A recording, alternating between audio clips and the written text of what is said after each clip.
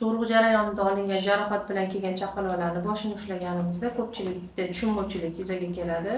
Qo'lini boshiga qo'yib turibdi. Hisobini nima holat yuz beradi deganda hozirga tushuntirib beraman. Bosh suyagimiz bu ensa qismi.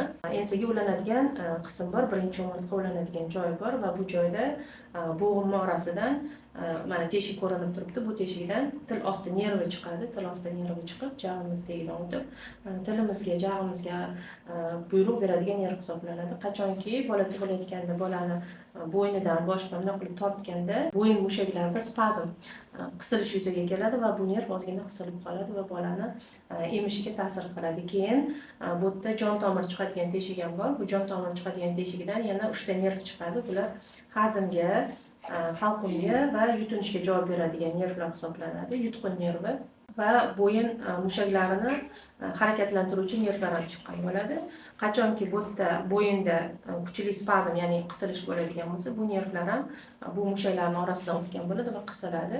Bunda bolada kuchli tonus yuzaga keladi. Boshini faqat bir tomonga qarab yotishi, krivoshay yuzaga keladi, hazmini buzilishi, qornini ko'pdan bo'lishi va butun tanaga tonus beradi. Bunaqa holatlarda bolani, chaqaloqchani ensa suyagiga osteopat qo'lini qo'yish orqali bu qismlarni yumshatadi, bo'shashtiradi va qon aylanishini yaxshilaydi.